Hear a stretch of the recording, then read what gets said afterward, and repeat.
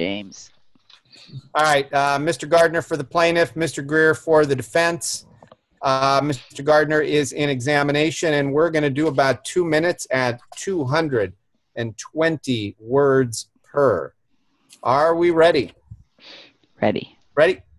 During that first visit, did you have any conversation with anyone relating to adjustments that were proposed to the books by Ames and Ames? I believe there was a discussion, but I can't recall exactly who was on it, but there was an accounts receivable reserve adjustment. Can you recall what was said on the subject of the accounts receivable reserve adjustment? Excuse me, you say you don't recall who, but was that someone at Ames and Ames or? Not from Ames and Ames. There were no people from Ames and Ames involved in my visit over those 4 days. Do you recall whether it was an employee at Northern as opposed to United General's staff, or was it outside parties? Or both? No. Or all of them? It was probably all of them.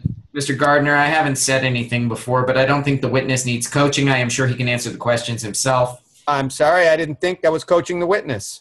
Please take a little more time with formulating your questions, sir. Well, all right then. Can you recall more specifically what was said with regard to accounts receivable adjustments proposed by Ames and Ames? A copy of this aging of accounts was produced at the first meeting, and I pointed out to Mr. Folsom that while I knew there were collection problems, I thought they should be more concerned about the validity of the accounts receivable. I am sorry. This would pertain to the meetings at Northern, or are we still on Ames and Ames?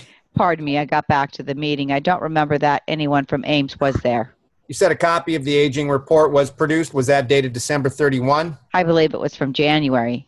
Do you recall whether that was prepared by Northern personnel? Yes, Northern personnel. You make any inquiry into how they determined the validity of the accounts receivable reserve that had been set up on the books in September? No, the specific amounts were not discussed. Was there any other conversation concerned with accounts receivable or any related matter? When, please? During that first visit? Very definitely. Mr. Folsom and I had talked on the 9th, I believe, with Mr. Tabor. If I may disagree. Well, I don't. Please let him answer, Howard. All right. When we arrived at Northern, I was introduced to a group they had assembled in Mr. Donnelly's office. There were several people there. Donnelly said that United General was going to give them some assistance in setting up new procedures.